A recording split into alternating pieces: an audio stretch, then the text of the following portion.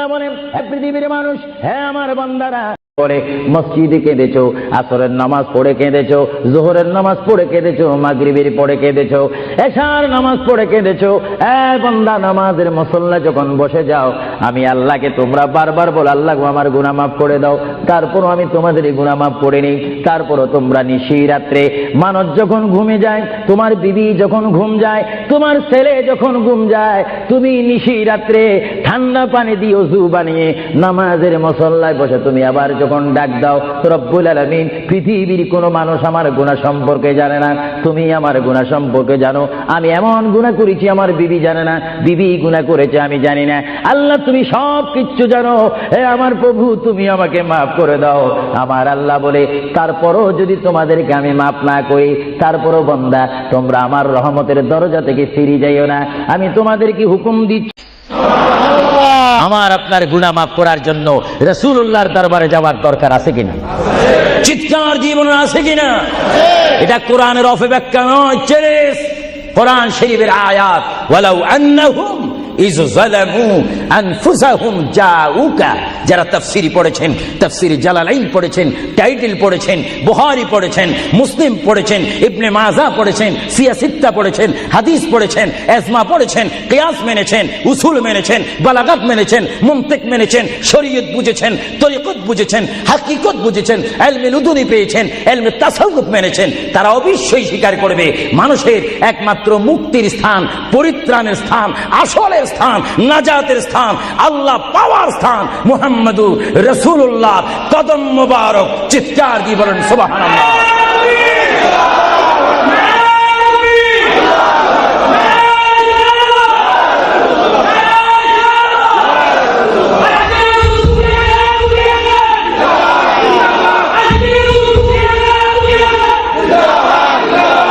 আপনারা সেই রসুল চান কি চান না? অবশ্যই চাইবেন, না চাইলেও চাইবেন। কেন চান নেই? অবশ্যই আফসোস করবেন। কারণ পৃথিবীতে সন্তান রয়েছে, বিবির জন্য স্বামী রয়েছে, স্বামীর জন্য বিবি রয়েছে, সন্তানের পাশে মা রয়েছে, মায়ের পাশে সন্তান রয়েছে। এটার নাম দুনিয়া। আর দুনিয়া ও মাজরাতুল আখিরা। কিন্তু এই দুনিয়া যেই দিন জীবনের সমাপ্তি, বিদায় ঘন্টা বেজে যাবে, সেই দিন সন্তান ইচ্ছা করে মায়ের পা ছেড়ে দিবে, পিতা তার মায়ের সামনে থেকে চলে যাবে। এমনি ভাবে সবাই বিচ্ছিন্ন হয়ে যাবে, সব চলে যাবে। একমাত্র সাথী হবে, আপন হবে, বন্ধু হবে, কবরের সঙ্গী হবে। সবাই বলেন মুহাম্মাদুর। আরো জোরে বলেন না মুহাম্মাদুর। আপনারা সেই রসুল চান কি চান না? সেই রসুলের চরিত্রের মধ্যে উম্মতের রক্ষা পাওয়ার গ্যারান্টি আছে কিনা? আল্লাহ রাব্বুল আলামিন কোরআন শরীফের মধ্যে বলেন, আমার পৃথিবী, আমার আসমান, আমার জমিন, আমার সবকিছু, আমি আমার জমিনের মধ্যে এক নম্বর জাতি, সৃষ্টির শ্রেষ্ঠ জাতি মানব জাতিকে আমি করেছি। এই জন্য আল্লাহ রাব্বুল আলামিন কোরআন শরীফের মধ্যে বলেন, লাকাদ খালাকনাল ইনসানা ফি আহসানি তাকওয়িম। চিৎকার দিয়ে বলুন সুবহানাল্লাহ। আমরা মানুষ, আমাদেরকে আল্লাহ সৃষ্টি করেছেন। কোন সৃষ্টি জানেন? আমাদের ক্লাস কোথায় আমাদের জানা উচিত। 7টি জমিন বলেন আর 7টা আসমান বলেন। এই 7 আসমান এবং 7 জমিনের মধ্যে যত কিছু আল্লাহ সৃষ্টি করেছেন, তার মাধ্যমে সুন্দর করে, উচ্চ করে, পজিশন দিয়ে 1 নম্বর সৃষ্টি করেছেন ইনসান জাতিকে। চিৎকার দিয়ে বলুন সুবহানাল্লাহ। সেই ইনসান আমরা, সেই মানুষ আমরা, কিয়ামত পর্যন্ত যদি সিজদার মধ্যে পড়ে থাকি, আল্লাহর শুকর শেষ করা কি আমাদের পক্ষে সম্ভব হবে? আরো জোরে বলেন, সম্ভব হবে? মহান আল্লাহ আমাদেরকে ইচ্ছা করলে অন্য কোন জাতি করে, অন্য কোন জাতের মধ্যে, হায়াওয়ানের মধ্যে জানোয়ার করে, পাখি করে, বাঘ করে, কুকুর করে, ইত্যাদি জাতের মধ্যে পাঠাইতে পারতেন তিনি ইচ্ছা করলে। কিন্তু কোন জাতের মধ্যে তিনি আমাদেরকে পাঠাননি। তিনি এমন একটি জাতের মধ্যে, এমন একটি মখলুকের মধ্যে আমাদেরকে তিনি সৃষ্টি করেছেন, পজিশন দিয়েছেন, যেই পজিশন আল্লাহ নিজেই পছন্দ করেছেন। চিৎকার দিয়ে বলুন সুবহানাল্লাহ। তাহলে আল্লাহ রাব্বুল আলামিন যখন তার ইচ্ছা অনুযায়ী আমাদেরকে সৃষ্টি করেছেন, তাহলে এই বিশাল পৃথিবীতে চলতে হলে আমরা ইচ্ছা মানব কার? আরো জোরে বলুন কার? যদি আল্লাহর ইচ্ছা যদি কেউ না মানে, আল্লাহ কি তার উপরে খুশি হবে না বেজার হবে? আল্লাহ যদি বেজার হয়ে যায়, আপনার কি স্বপ্ন যোগ হলো কি জান্নাতে যাওয়া যাবে নাকি? মুঠো কখনো না। এজন্য আল্লাহ রাব্বুল আলামিন কোরআন শরীফের মধ্যে বলেন, আমার ভাইয়েরা আমার সাথে বলুন, বিসমিল্লাহির রাহমানির রহিম। তাফসীরে রুহুল বায়ানে দেখি, তাফসীরে রুহুল বায়ানে আমি নিজেই পড়ি, তাফসীরে আব্বাসীর মধ্যে পড়ি, তাফসীরে কবীরের মধ্যে পড়ি।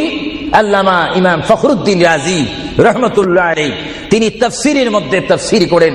তাফসীরে খাজাইনুল ইরফানের মধ্যে দেখি, তাফসীরে নাঈমের মধ্যে দেখি, তাফসীরে রাজভির মধ্যে দেখি, তাফসীরে আজিজের মধ্যে দেখি, আমার প্রিয় নবী মুহাম্মদ রাসূলুল্লাহ সাল্লাল্লাহু আলাইহি ওয়াসাল্লাম বলেন, আমার কোন উম্মত যদি একবার মুহাব্বতের সহিত বিসমিল্লাহ শরীফ তেলাওয়াত করে, সঙ্গে সঙ্গে মহান প্রভু তার আমলের মধ্যে 190টি সওয়াব দান করবে। চিৎকার দিয়ে বলুন সুবহানাল্লাহ। আরো জোরে বলুন না সুবহানাল্লাহ। আমার প্রিয় মুসলমান ভাইরা, আপনারা বলেন, আপনারা সওয়াব চান কি চান না? আমাদের যথেষ্ট পরিমাণ গুনাহ আছে কিনা? গুনাহ মাফ করতে হলে বিপরীত কি ফিট করতে হবে? নেক ফিট করতে হবে, সওয়াব ফিট করতে হবে। সবাই জোরে শুনি বলুন, বিসমিল্লাহির রহমানির রহিম। বিসমিল্লাহর একটি তাফসীর হচ্ছে, গোটা কোরআন শরীফ, তাওরীত, জবুর, ইনজিল, এই 4টি কিতাব তেলাওয়াত করলে যত সওয়াব হবে, কোরআন শরীফ পড়লে তার চাইতে 3 গুণ বেশি সওয়াব হবে। জোরে বলুন না সুবহানাল্লাহ।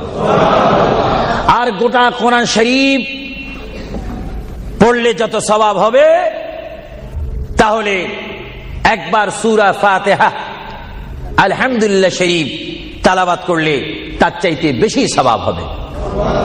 সুবহানাল্লাহ বলুন না সুবহানাল্লাহ। আর একবার বিসমিল্লাহ শরীফ তেলাওয়াত করলে যত সওয়াব হবে, আলহামদুলিল্লাহ পড়লে তার 3 গুণ বেশি সওয়াব হবে। আর বিসমিল্লাহ শরীফ পুরা উচ্চারণ না করে যদি একবার কোন মুসলমান ইমানদার যদি বলে বিসমিল্লাহর বা শব্দ মুখে যদি উচ্চারণ করে, গোটা বিসমিল্লাহ পড়লে যত সওয়াব হবে, একবার বা শরীফ উচ্চারণ করলে তত সওয়াব হবে। চিৎকার দিয়ে বলুন সুবহানাল্লাহ। আল্লাহ রাব্বুল আলামিন আপনারা আগেই বলেছেন, এই পৃথিবীতে আসার ইচ্ছা করেছেন আল্লাহ, আমাদেরকে ইচ্ছা করে তিনি পাঠিয়েছেন, এবং তিনি আমাদেরকে আবার বিশাল পৃথিবীর থেকে নিয়ে যাবেন। এই জন্য আল্লাহ রাব্বুল আলামিন কোরআন শরীফের মধ্যে বলেন, ওয়ামা খালাকতুল জিন্না ওয়াল ইনসা ইল্লা লিয়াবুদুন। সুবহানাল্লাহ বলেন।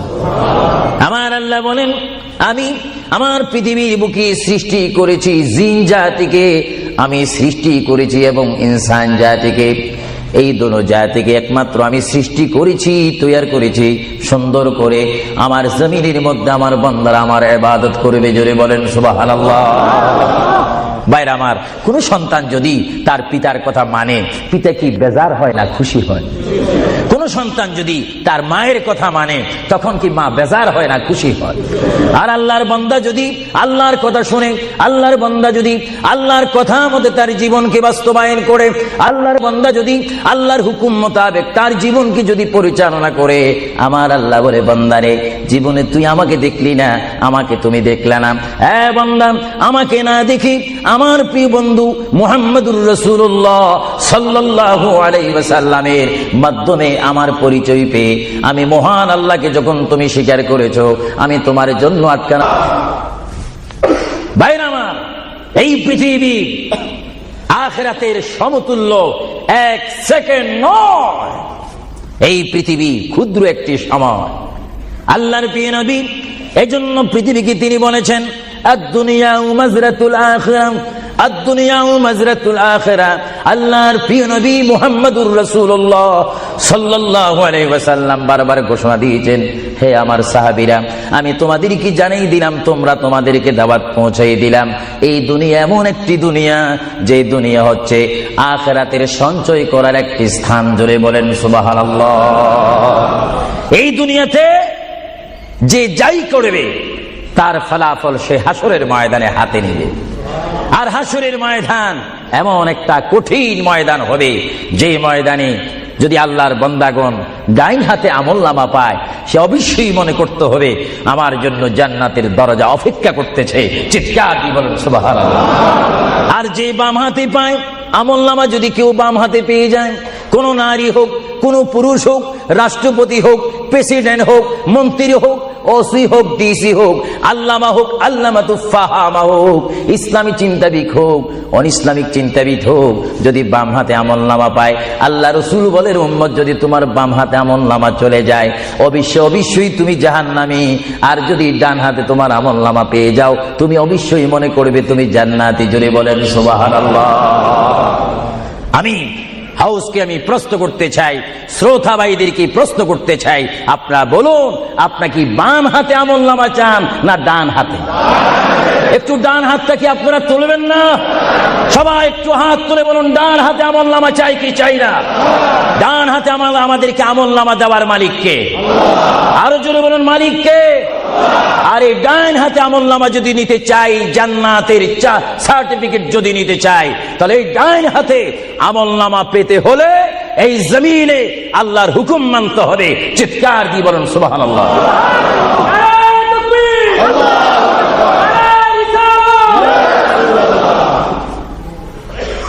যারা আল্লাহর হুকুমকে মেনেছেন তারা হয়েছেন সাহাবায়ে কেরাম। জোরে বলেন কি? আপনাদের সকলের অন্তরে, সকলের দিলে, সকলের মনে সাহাবায়ে কেরামের ভালোবাসা আছে কিনা? এইদিকে একটু আওয়াজটা কম কেন হলো? আশ্চর্য হয়ে গেল। একটু জবাব দেন, সাহাবায়ে কেরামের ভালোবাসা আছে কিনা? তাদের সাথে কোনো সম্পত্তি নিয়ে কোনো ঝগড়া আছে কিনা? তাহলে একটু জবাব দিবেন। রাসূলুল্লাহ বলেন, উম্মত তোমরা যদি নিজের জীবনকে জিরো থেকে যদি হিরো করতে চাও, ডাউন থেকে যদি উচ্চ মুকাম সৃষ্টি করতে চাও, মা আনা আলাইহি ওয়া আসহাবি, আমাকে তোমরা অনুসরণ করবে অথবা আমার সাহাবায়ে কেরামকে অনুসরণ করবে। আমার প্রতিটি সাহাবায়ে কেরামের চরিত্রের মধ্যে রয়েছে তোমাদের জান্নাতে যাওয়ার গ্যারান্টি। চিৎকার দিয়ে বলেন সুবহানাল্লাহ। আমরা সাহাবায়ে কেরামের ভালোবাসা চাই কি চাই না? আরো জোরে বলুন, চাই কি চাই না?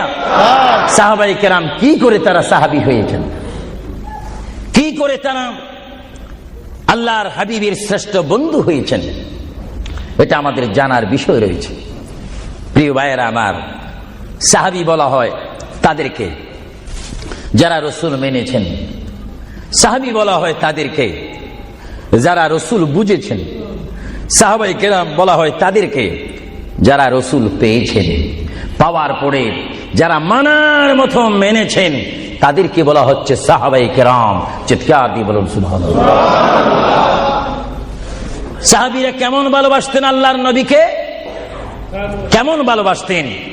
ভাইরা আমার, সাহাবায়ে কেরাম আল্লাহর নবীকে কেমন ভালোবাসতেন? আল্লাহর প্রিয় নবী, দু জাহানের বাদশা নবী মুহাম্মদুর রাসূলুল্লাহ সাল্লাল্লাহু আলাইহি ওয়াসাল্লাম, তিনি মক্কা থেকে মদিনায় হিজরতে যাবেন। মাতৃভূমি থেকে, মক্কা শরীফ থেকে তিনি মদিনাতুল মুনাওয়ারা শরীফে যাবেন। যাওয়ার কয়েক মাস পূর্বে আল্লাহর প্রিয় নবী, দু জাহানের বাদশা নবী মুহাম্মদুর রাসূলুল্লাহ সাল্লাল্লাহু আলাইহি ওয়াসাল্লাম, সাহাবীদের মধ্যে শ্রেষ্ঠ সাহাবী, কিয়ামত পর্যন্ত আমার রাসূলের যুগ থেকে কিয়ামত পর্যন্ত কোটি কোটি কোটি কোটি ঈমানদার মুসলমান মুত্তাকিন ফরেজগার ওলি গৌস কুতুব ফকির দরবেশ সকলের ঈমানকে যদি এক পাল্লার মধ্যে রাখা হয়, সাইয়্যিদনা আবু বকর সিদ্দিক রাদিয়াল্লাহু তাআলা আনহুর একটি রাত্রির সমতুল্য হবে না। জোরে বলেন সুবহানাল্লাহ। সমস্ত ঈমানদারের ইবাদত যদি এক পাল্লাতে রাখা হয়, সাইয়্যিদনা আবু বকর সিদ্দিক রাদিয়াল্লাহু তাআলা আনহু এক রাতে যেই ভালোবাসা রাসূলকে দেখিয়েছেন, তার পরিমাণ ভালোবাসা সমগ্র সৃষ্টি জগতের মুসলমানের হবে না। চিৎকার দিবেন সুবহানাল্লাহ।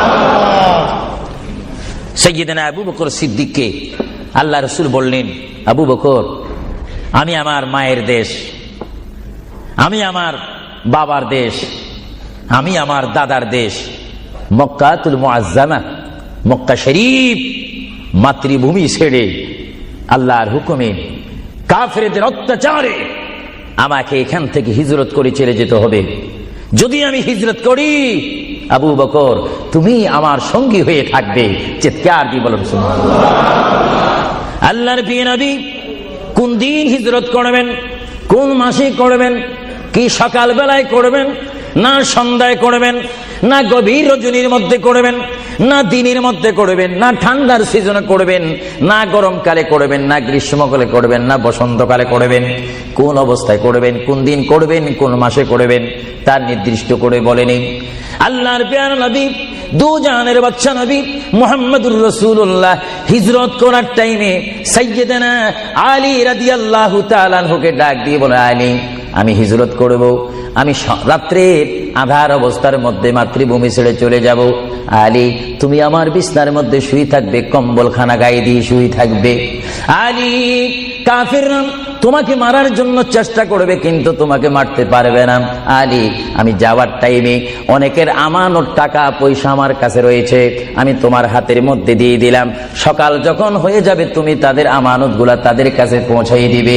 এতে প্রমাণ হলো হযরত আলী যদিও নবীর বিছনার মধ্যে ঘুমিয়ে যায়, তারপর আলীকে মারা যাবে না, যেহেতু যদি আলী মরে যাইতেন, আলীর নিকটে আমার নবী আমানত রাখতেন না। জোরে বলেন সুবহানাল্লাহ, আরো জোরে বলেন। তাহলে কাফেররা দে আলীকে মারতে পারবেন না, এটা নবী জানে কি জানে না? আওয়াজটা ডাউন হয়ে গেল, উচ্চ সুরে বলেন, নবী জানে কি জানে না? নবীকে জানার ক্ষমতা দিয়েছেন কে? কারণ নবীর টিচার তো কোনো ব্যক্তি নয়, নবীর টিচার কোনো ফেরেশতা নয়, নবীর শিক্ষক কোন মানুষ নয়, নবীর শিক্ষক একমাত্র হচ্ছে আল্লাহ। জোরে বলুন কে? আরো জোরে বলুন কে? আল্লাহ যার শিক্ষক, তার এলেমের কি কমতি আছে নাকি? হযরত আলী জীবনকে ভয় না করে তিনি রাসূলুল্লাহ পালঙ্কের মধ্যে তিনি শুয়ে পড়লেন, বিছনার মধ্যে শুয়ে পড়লেন। যখন শুয়ে পড়ল, কাফেররা প্রবেশ করে দেখেন ওই চৌকির মধ্যে নিশ্চয়ই মুহাম্মদ ঘুমিয়ে আছে। বলেন সাল্লাল্লাহু আলাইহি ওয়াসাল্লাম। কম্বলখানা উঠি তারা দেখলেন মুহাম্মদের স্থানে শুয়ে আছেন শেরে খোদা হযরত আলী। কাফেররা বলল, আলী, আমরা তো ইচ্ছা করলে তোমাকে জমা করে দিতে পারি বা তোমাকে জমা করে দিতে পারতাম। আলী, তুমি কেন এই বিছনার মধ্যে শুয়ে আছো? হযরত আলী চোখের পানি ছেড়ে বলে, কাফেররা, তোমরা এখনো পর্যন্ত আমার হাবিবকে চিনতে পারোনি, আমার নবীকে চিনতে পারোনি। আমার নবী শুধু এখানে আমাকে শোয়াইছেন, ঈমান পরীক্ষা করেছেন। শুধু তাই নয়, আগামী দিন সকাল বেলায় মানুষের আমানতের জিনিস মানুষের কাছে পৌঁছায় দেওয়ার জন্য রাসূলুল্লাহ তাও আমাকে বলেছেন। তাহলে বুঝা গেল, একদিকে আমি রাসূলুল্লাহর পেটের মধ্যে ঘুমাবো, আর সকাল বেলায় আমি উঠে মানুষের আমানত তাদের হাতে পৌঁছাই দেব। জোরে বলেন সুবহানাল্লাহ, বলেন আল্লাহু আকবার, আরো জোরে বলুন আল্লাহু আকবার। মহান নবীকে এত সুন্দর করে পৃথিবীতে পাঠিয়েছেন আল্লাহ। জোরে বলেন কে? তাহলে ভাইয়েরা আমার, কেউ যদি আমাকে মারতে আসে আর আমি যদি জানি আমার পালকের মধ্যে যদি আমি শুয়ে থাকি, কেউ আমাকে জবা করে দিবে, আর এই টাইমে যদি আমার ভাইকে যদি আমি বলি, বিশেষ করে সভাপতিকে যদি বলি, আপনি একটু আমার পালকে ঘুমান, উনি বলবে আমার সভাপতির প্রয়োজন নেই, আমার জান বাঁচা ফরজ, বসবে না, থাকবে না। আর সাহাবায়ে কেরাম জেনে শুনে মেনে ইচ্ছা করে নিজের জীবন প্রতি মুহূর্তে মুহাম্মদ রাসূলুল্লাহ চরণের মধ্যে দেওয়ার জন্য প্রতি ওয়াক্তে প্রস্তুত ছিল। চিৎকার দিয়ে বলেন সুবহানাল্লাহ। আল্লাহর প্যারা নবী হিজরত তিনি শুরু করলেন। আল্লাহর প্যারা নবী মায়ের দেশ মক্কা শরীফ থেকে আল্লাহর নবী চলে যাচ্ছেন চলে যাওয়ার টাইমে সাইয়েদনা আবু বকর সিদ্দিকের ঘরের মধ্যে গেলেন। সাইয়েদনা আবু বকর সিদ্দিক রাদিয়াল্লাহু তাআলা আনহুর ঘরের দরজার মধ্যে আল্লাহর প্রিয় নবী গিয়ে ডাক দিলেন, ইয়া আবু বকর, ইয়া আবু বকর, ইয়া আবু বকর করে যখন ডাক দিলেন, সাইয়েদনা আবু বকর সিদ্দিক রাদিয়াল্লাহু তাআলা আনহু একটা সেকেন্ড দেরি না করে সঙ্গে সঙ্গে বললেন, ইয়া রাসূলুল্লাহ, ইয়া রাসূলুল্লাহ। আল্লাহর প্যারা নবী চক্ষু মুবারকের পানি মুবারক ছেড়ে দিলেন, আবু বকর তুমি রাত্রে এমন সময় আমি এসেছি, নিশি রজনীর মধ্যে এসেছি, যে টাইমে মানুষ একটু ঘুমায়, ওই ঘুমের টাইমে তোমার ঘরের দরজার মধ্যে এসে তোমাকে ডাক দিলাম। বেড থেকে ঘুম থেকে উঠতে তো তোমার 2-3 মিনিটের প্রয়োজন, কিন্তু আমি নবী তোমাকে ডাক দেওয়ার সঙ্গে সঙ্গে তুমি কি করি ইয়া রাসূলুল্লাহ বলতে পেরেছো? হযরতে আবু বকর চোখের পানি ছেড়ে বলে, হুজুর আপনি আপনার সঙ্গে আমাকে হিজরতের কথা বলেছেন, কোন দিন হিজরত করতে হবে তা আপনি নির্দিষ্ট বলেন নেই। হুজুর আজকে কয়েক মাস অতীত হয়ে গেল আমার জীবনের মধ্যে, আরামের ঘুমকে হারাম করে দিয়ে রাত যখন হয়ে যায় আমার পিঠটা দরজার সাথে লাগিয়ে, আমার কানটা দরজার সাথে লাগিয়ে রাখতাম। আল্লাহর নবী কখন আমাকে ডাক দেয়, জোরে বলেন সুবহানাল্লাহ, আরো জোরে বলেন সুবহানাল্লাহ। এটার নাম হচ্ছে মুহাব্বত। যারা রাসূলুল্লাহর মুহাব্বত করে তারা অবশ্যই আল্লাহর মুহাব্বত আদায় হয়ে যায়। সুবহানাল্লাহ। আপনারা বলেন রাসূলুল্লাহ কার রাসূল? আরো জোরে বলুন না, কার রাসূল?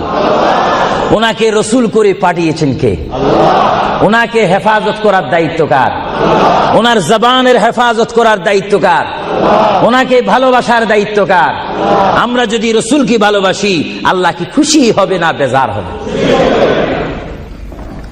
এজন্য ভাইয়েরা আমার, সাইয়েদনা আবু বকর সিদ্দিক রাদিয়াল্লাহু তাআলা আনহু তিনি নবীকে এমনই ভালোবাসতেন, যারা রাসূলকে পৃথিবীর বুকে এমনি ভাবে ভালোবাসতে পেরেছেন তারাই হয়েছেন আখিরাতের জান্নাত পাওয়ার গ্যারান্টি সার্টিফিকেট তারা পৃথিবীর থেকে লাভ করেছেন।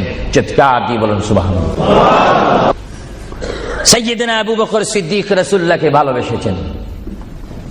আপনারা জানেন মুহাম্মদ রাসূলুল্লাহকে ভালোবাসলে উম্মতের কি অবস্থা হয়। আপনারা যারা মক্কা শরীফ গিয়েছেন, হজ করেছেন, সেখান থেকে আপনারা গিয়েছেন বিশ্বের শ্রেষ্ঠতম দামিময় শহর, বিশ্বের শ্রেষ্ঠতম উজ্জ্বল শহর, যে শহরে পা রাখা মাত্র 50,000 সওয়াব আল্লাহ রাব্বুল আলামিন উম্মতের আমলনামায় প্রদান করে দেন।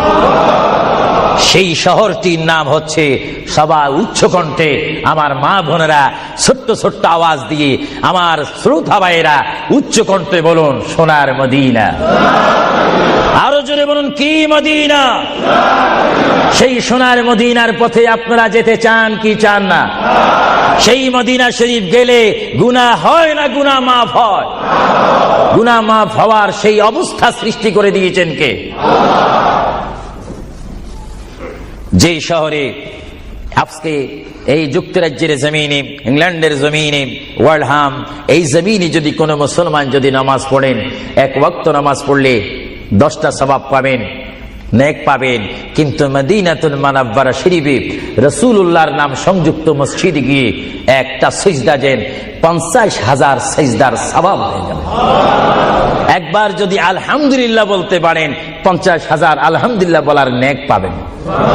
একবার যদি কোনো মতে গিয়ে যদি রাসূলকে যদি ডাক দেন ইয়া রাসূলুল্লাহ, সঙ্গে সঙ্গে 50,000 ইয়া রাসূলুল্লাহ বলার সওয়াব পেয়ে যাবেন। আরো জোরে বলেন না সুবহানাল্লাহ। আমার বড় বড় বাবারা, আমার নওজওয়ান ভাইয়েরা, আমার যুবক ভাইয়েরা, কুসি কুসি বাবারা, আমার পর্দানিশীন মা ও বোনেরা, আমাদের নেক সওয়াবের প্রয়োজন আছে কিনা? আরো জোরে বলুন, আছে কিনা?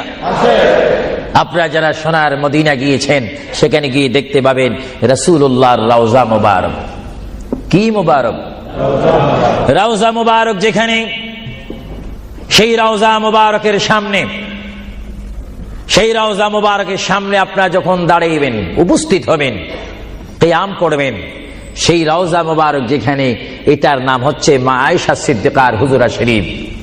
এটা ছিল হযরতে মা আয়েশা সিদ্দিকার হুজরা শরীফ।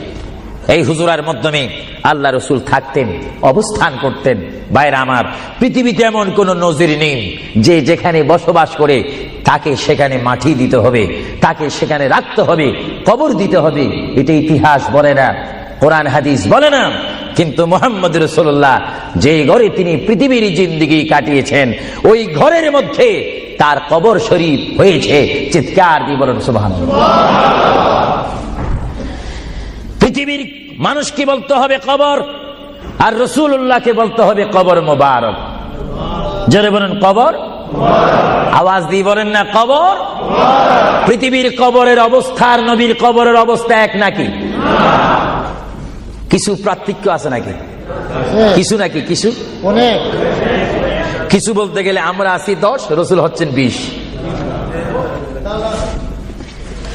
আল্লাহর প্যারা নবী, দু জাহানের বাদশা নবী মুহাম্মদুর রাসূলুল্লাহ সাল্লাল্লাহু আলাইহি ওয়াসাল্লাম, তিনি কেমন নবী যার কবরের মধ্যে আল্লাহ রাব্বুল আলামিন দিনে 70,000 ফেরেশতা, দিনে 70,000 ফেরেশতা। হাদিস শরীফের মধ্যে আসে মুয়াজ্জিন যখন মসজিদে নববীতে আযান দেয়, আসসালাতু খায়রুম মিনান নাওম, সবাই বলেন আসসালাতু খায়রুম মিনান নাওম। মুয়াজ্জিন যখন আযান দিয়ে দেয়, ওই টাইমে রহমতের 70,000 ফেরেশতা দুরূদ শরীফ পড়তে পড়তে আমার প্রিয় নবীর রওজা মুবারকের মধ্যে উপস্থিত হয়ে যায়। আর সমস্ত ফেরেশতারা চতুর্দিকে ঘুরে ঘুরে দুরূদ শরীফ পড়া শুরু করে। আবার যখন মাগরিবের আজান হয় তখন ফেরেশতারা চলে যায়, আবার 70,000 ফেরেশতা নতুন করে রাত্রের মধ্যে নাজিল হয়। তাফসীরের মধ্যে আসে দিনে 70,000, রাত্রে 70,000। আজকে দিনে যারা আগমন করলো ফেরেশতা, কিয়ামতের আগে তারা আর আসার সুযোগ পাবে না। আজকে যারা আসলো কিয়ামত পর্যন্ত এক গ্রুপ অপর গ্রুপের সঙ্গে সাক্ষাৎ হবে না। এমনি ভাবে দিনে 70,000 রহমতের ফেরেশতা, রাত্রে 70,000 রহমতের ফেরেশতা আমার প্রিয় নবীর রওজা মুবারক জিয়ারত করার জন্য আমার আল্লাহ আসমান থেকে পাঠিয়ে দিচ্ছেন। জোরে বলেন সুবহানাল্লাহ, বলেন আল্লাহু আকবার, আরো জোরে বলেন আল্লাহু আকবার। তাহলে এই হাদিসে প্রমাণ হচ্ছে মুহাম্মদ রাসূলুল্লাহর রওজা মুবারকে দিনে যদি 70,000 রহমতের ফেরেশতারা আগমন করে, রাত্রে যদি 70,000 আগমন করে, 70 দুটোটা 70 যদি যোগ দেওয়া হয় কত হবে? আরো জোরে বলেন 1,40,000 ফেরেশতা দৈনিক বাধ্যতামূলক আমার রাসূলের রওজা মুবারক জিয়ারত করে দুরূদ শরীফ পড়ে পড়ে রাসূলুল্লাহর স্লোগান দিচ্ছে। চিৎকার দিয়ে বলেন সুবহানাল্লাহ, আরো জোরে বলেন না সুবহানাল্লাহ। আপনারা সেই সোনার মদিনার রাসূলের কদম মুবারকে যেতে চান কি চান না? আরো জোরে বলেন চান কি চান না? রাসূলের কদমে গেলে গুনাহ হয় না, গুনাহ মাফ হয়। এটা দুরূদ শরীফ পড়েন, বালাগাল উলা বিকামালিহি কাশাবাদ দুজা বিজামালিহি হাসানাত জামিউ খিসালিহি সাল্লু আলাইহি নকিতা খুদা তুঝকো মুঝে দুনিয়া भी दे दे न चाहता खुदा तुझसे तख्ते की चिरा भी दे दे बलगल उला बिकमालिही जुड़े कशबत हसनत जमीउ खिसानिही। আল্লাহর প্রিয় নবী মুহাম্মদ রাসূলুল্লাহ সাল্লাল্লাহু আলাইহি ওয়াসাল্লামের রওজা মুবারকে তিনি শুয়ে আছেন। তাহলে বোঝা গেল তিনি এখন জাহিরি ভাবে পৃথিবীতে নাই, তিনি এখন কবর মুবারকে রয়েছে। চিৎকার দিয়ে বলুন সুবহানাল্লাহ। কোথায় রয়েছে? আরো জোরে বলুন কবর। আপনাদেরকে একটি প্রশ্ন করে জবাব চাই, আপনারা বলুন মক্কা শরীফ আল্লাহর ঘরের সাথে একটি পাথর আছে কিনা? যে পাথরে চুমা দিলে কি গুনাহ হয় না গুনাহ মাফ হয়? আওয়াজে বোঝা যায় কিছু কিছু গুনাহ হয়। জোরে বলেন গুনাহ হয় না গুনাহ মাফ হয়? ওই পাথরটির নাম কি? আসওয়াদ পাথর। মূলত ওই পাথরটি হচ্ছে একটি ফেরেশতা। এখানে চুমা দিলে গুনাহ মাফ হয়। আপনারা বলেন লন্ডনের জমিন বলেন, ওয়ালহাম বলেন, ম্যানচেস্টার বলেন, নর্থহ্যাম্পটন বলেন, নিউ কাসেল বলেন, এই জায়গাও যথেষ্ট পরিমাণ বড় বড় পাথর আছে কিনা? আরো জোরে বলে আছে না? সাগরের পাড়ে গেলে অনেক পাথর দেখা যায় না? কিন্তু পাথরে কোনোদিন কি আপনারা চুমা দিয়েছেন? আল্লাহ আমার গুনাহটা মাফ করে দাও। মক্কা শরীফের পাথরটা একেবারে ছোট, এটা তো দেখতে বড় দেখা যায়, চুমা দিলে গুনাহ মাফ হবে বড়ে, বরং সেই পাথরে চুমা দিতে গিয়ে দাঁত অ্যাক্সিডেন্ট হওয়ার সম্ভাবনা আছে। কিন্তু আসওয়াদ পাথরে চুমা দিলে জীবনের গুনাহ কি হয়ে যায়? হ্যাঁ, আসওয়াদ পাথর, তোমার মধ্যে কি গুণ, তোমার মধ্যে কি ফায়দা রয়েছে, তোমার মধ্যে কি আকর্ষণ রয়েছে, তোমার মধ্যে কি পাওয়ার রয়েছে, তোমার মধ্যে কি নূর রয়েছে, স্পিরিট রয়েছে, এই পাথর তোমার থেকে আমরা জানতে চাই। পাথরটি জবাব দিবে, আমার ব্যক্তিগত কোনো গুণ নেই, আল্লাহর প্রিয় নবী, দু জাহানের বাদশা নবী মুহাম্মদুর রাসূলুল্লাহ, আমি পাথরের গায়ে চুমা দেওয়ার কারণে কিয়ামত পর্যন্ত যত মুসলমান আমার গায়ে চুমা দিবে তাদের গুনাহগুলি আমি চুম্বকের মতো চষে নেব। জোরে বলেন সুবহানাল্লাহ, বলেন আল্লাহু আকবার। তাহলে মুহাম্মদ রাসূলুল্লাহ যে পাথরে চুমা দিয়েছে, সেই পাথরে চুমা দিলে গুনাহ হয় না গুনাহ চলে যায়? আরো জোরে বলে গুনাহ।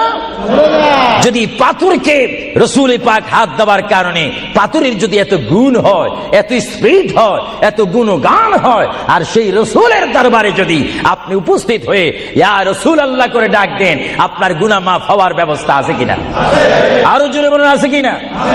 আমার আল্লাহ বলেন, হে পৃথিবীর মানুষ, হে আমার বান্দারা, তোমরা দুনিয়ার মধ্যে গিয়েছো, আমি তোমাদেরকে দুনিয়ার মধ্যে পাঠাইলাম। পাঠাইবার পরে আমি জানি তোমরা অনেক অন্যায় পথে যাবে, অনেক কাজ করবে, যে কাজগুলোর মধ্যে তোমাদের গুনাহ হয়ে যাবে।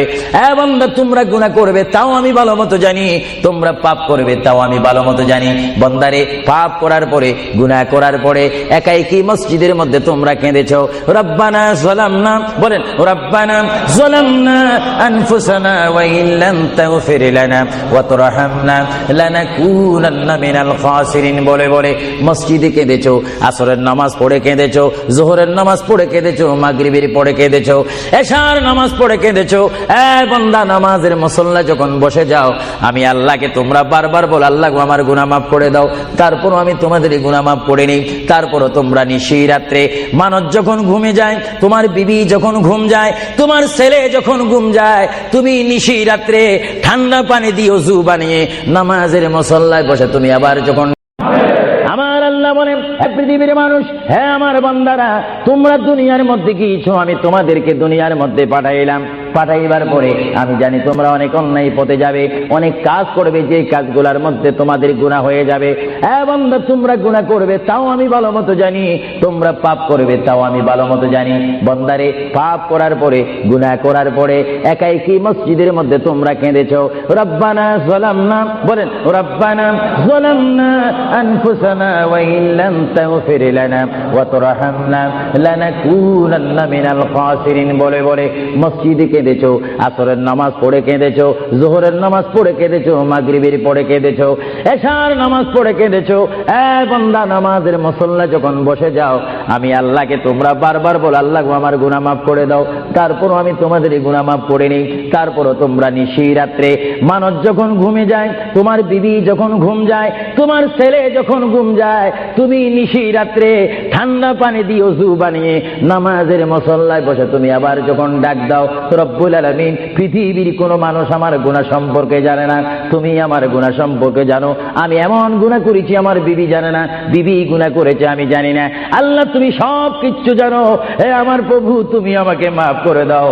আমার আল্লাহ বলে, তারপরও যদি তোমাদেরকে আমি মাফ না করি, তারপরও বান্দা, তোমরা আমার রহমতের দরজা থেকে ফিরে যাইও না। আমি তোমাদেরকে হুকুম দিচ্ছি, ওয়ালাউ আন্নাহুম ইয যালামু আনফুসাহুম জাউকা, বান্দারে, যদি গুনাহ করে ফেলো, আমার রহমত থেকে মুখ ফিরে তুমি চলে যাইও না।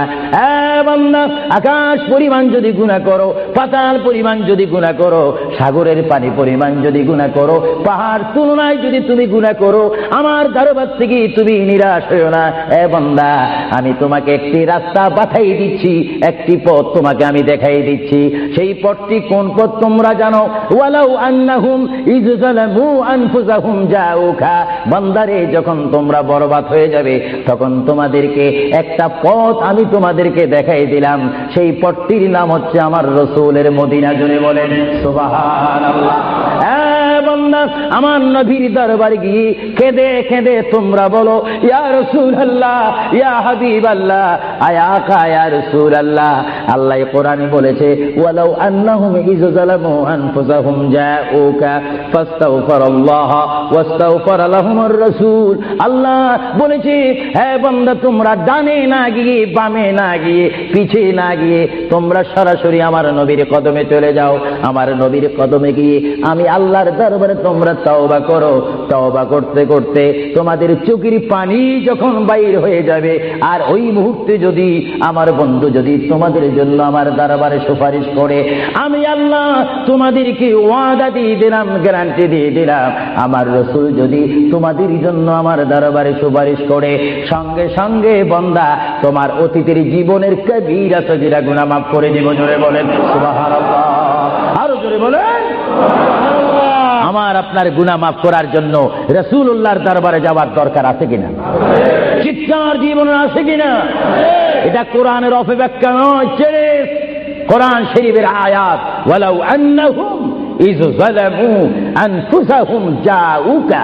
যারা তাফসীরি পড়েছেন, তাফসীর জালালাইন পড়েছেন, টাইটেল পড়েছেন, বুখারী পড়েছেন, মুসলিম পড়েছেন, ইবনে মাজাহ পড়েছেন, সিয়া সিত্তা পড়েছেন, হাদিস পড়েছেন, ইজমা পড়েছেন, কিয়াস মেনেছেন, উসুল মেনেছেন, বালাগাত মেনেছেন, মুনতিক মেনেছেন, শরীয়ত বুঝেছেন, তরিকত বুঝেছেন, হাকিকত বুঝেছেন, ইলমে লুদুনি পেয়েছেন, ইলমে তাসাউফ মেনেছেন, তারা অবশ্যই স্বীকার করবে মানুষের একমাত্র মুক্তির স্থান, পরিত্রাণের স্থান, আসলের স্থান, নাজাতের স্থান, আল্লাহ পাওয়ার স্থান মুহাম্মদুর রাসূলুল্লাহ কদম মুবারক। চিৎকার দিয়ে বলেন সুবহানাল্লাহ।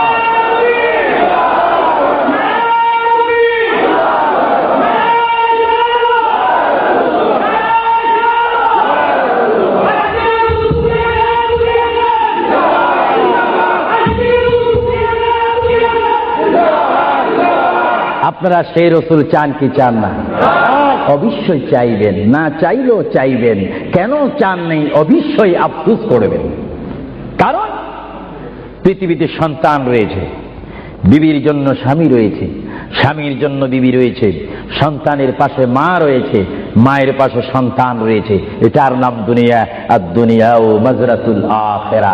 কিন্তু এই দুনিয়া যেই দিন জীবনের সমাপ্তি, বিদায় ঘন্টা বেজে যাবে, সেই দিন সন্তান ইচ্ছা করে মায়ের পা ছেড়ে দিবে, পিতা তার মায়ের সামনে থেকে চলে যাবে। এমনি ভাবে সবাই বিচ্ছিন্ন হয়ে যাবে, সব চলে যাবে। একমাত্র সাথী হবে, আপন হবে, বন্ধু হবে, কবরের সঙ্গী হবে। সবাই বলেন মুহাম্মাদুর। আরো জোরে বলেন না মুহাম্মাদুর। আপনারা সেই রাসূল চান কি চান না? সেই রাসূলের চরিত্রের মধ্যে উম্মতে রক্ষা পাওয়ার গ্যারান্টি আছে কিনা?